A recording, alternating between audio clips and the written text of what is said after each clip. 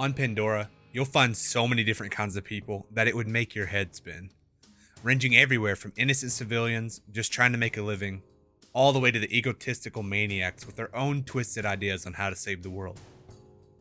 Looking to the depths of the Doll Abandoned, you'll find Doll's former lieutenant, Bolson, whose solution is to simply cleanse what lies before him with fire. And in the wise words of Alfred Pennyworth, "Some men just want to watch the world burn." which is precisely what I want to do, as I carry on Bolson's will by challenging Borderlands 2 with only his fire rocket launcher, World Burn. But with that, it's rule time. I've got to play on OP10. Wouldn't be fun otherwise. I can only use the World Burn as a weapon. I can't use Badass rank. I've got to complete all the missions and kill the warrior, and I must stick with my starting build for the entire run. Speaking of which, I've decided to go with Axton for this challenge, as who could better carry on Bolson's will than a fellow Doll soldier. Not only will his skills that boost launcher damage be beneficial, but his turret will be invaluable for applying slag to enemies. Armed with the World Burn, I threw on my best cosplay of Bolson. And for my own sanity, I've decided that I will use a low-level Logan's gun and a low-percentage sham so I'm not constantly running to the ammo machines. I went with a soldier comm and a fire bone so I can watch everything burn even faster. All that's left is to hop right in and watch this world burn. Just follow the soothing sound of my voice! I don't know, KD. Do you hate his voice as much as I do? What the heck do you know? You know, there's a unique sense of irony in a giant rainbow sparkly rocket launcher being called the World Burn. And I can't believe I'm saying this, but I actually kind of feel bad for the bandits of Liarsburg. I don't know what old Hammerlock was up to in that shack by himself, but he's struggling. And what do you know? True to their names to the very end, boom. I swear, man, this will never fail to put a smile on my face. Quickly realizing this thing hits like a truck. Man, I can't wait for the later parts of the game. Through what must have been an early Christmas miracle and a ton of rocket launcher ammo, I made it through Captain Flint without dying. Hey, the car matches my gun this time. From downtown?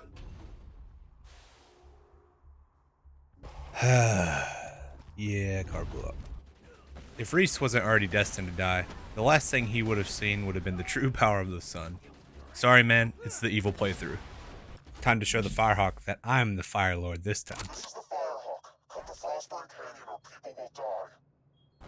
To be a fire cult, these guys really can't seem to take the heat.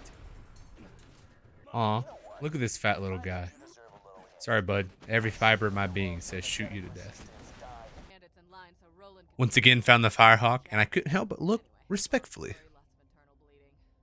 If I could see anything, I would say that I would be the next Firehawk after this one is over. You ain't getting in the dam that way, Peppernip. Oh yeah, Scooter? Watch me. God dang gearbox and their invisible walls. Well, at least those bandits had a painless death. Okay, fine. Let's just kill the 3 knuckleheads of the stronghold. Bad Ma, Mad Mike. Get! And the warden. Easy peasy. Cool. Let's go wake up this drunk bird lover. Of course I got a fire gun. Who do I look like?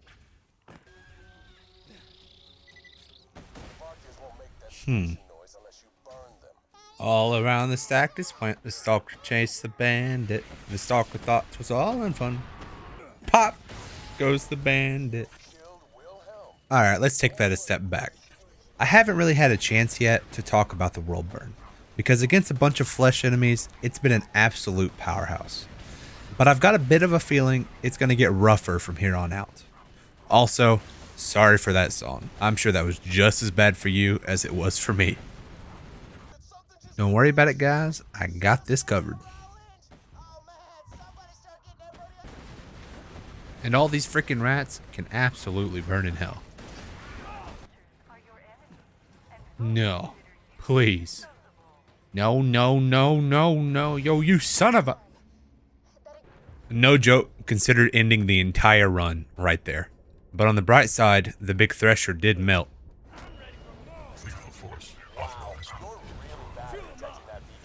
Oh yeah, Jack? It's gotta be like that, huh? Looks good enough to me. Yeah, of course, Mordecai. Definitely.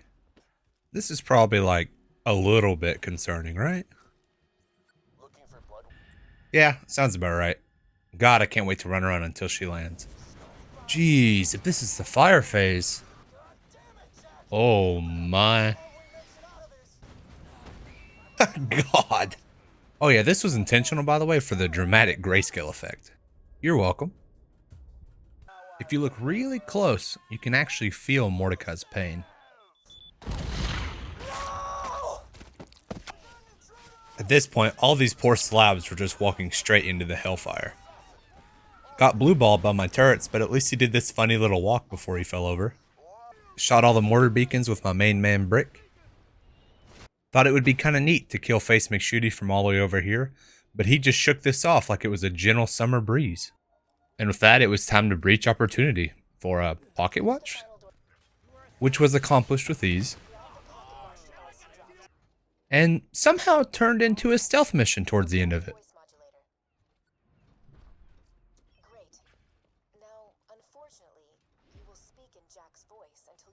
Then I made my way to Thousand Cuts and began my ascent up to the bunker. I want to have a serious talk with whoever put this constructor right here, because they obviously hate us as players. Thank God they upped the autocannon count from 7 to 11 for UVHM. We really had to know this was harder.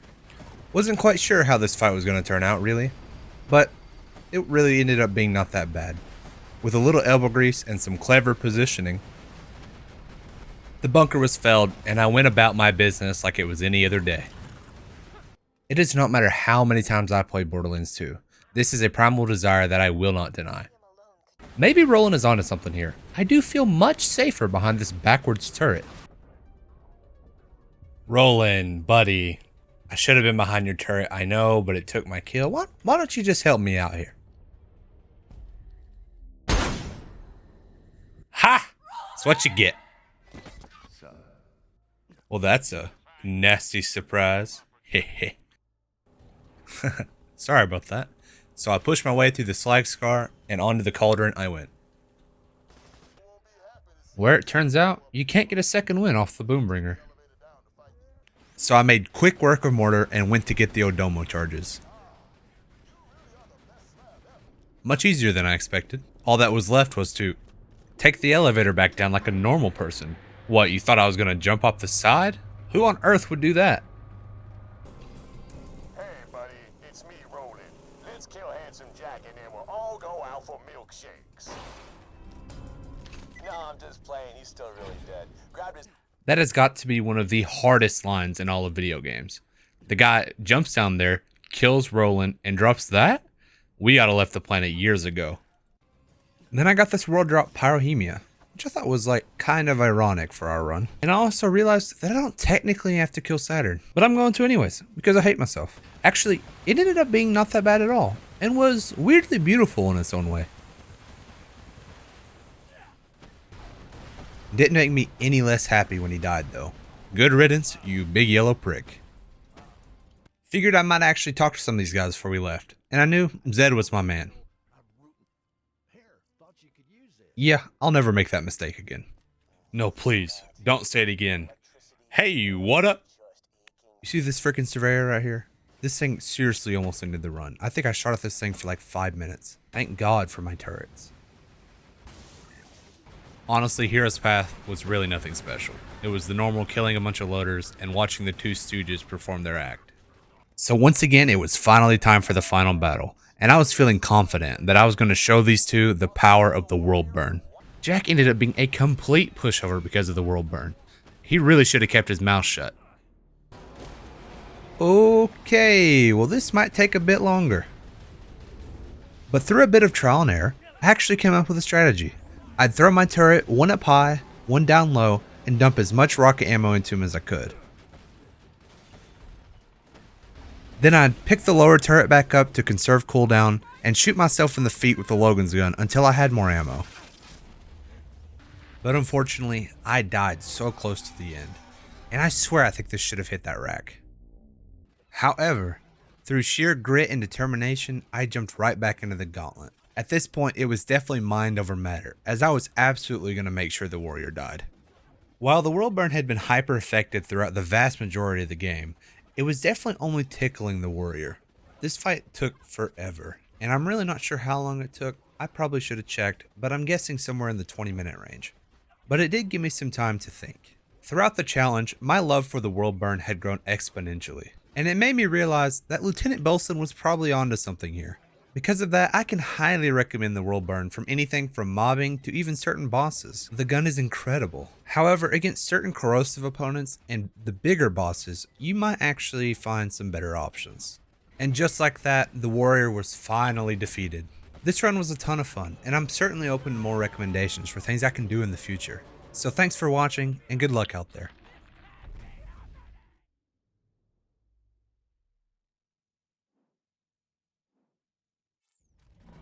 How in the hell have you killed my warrior?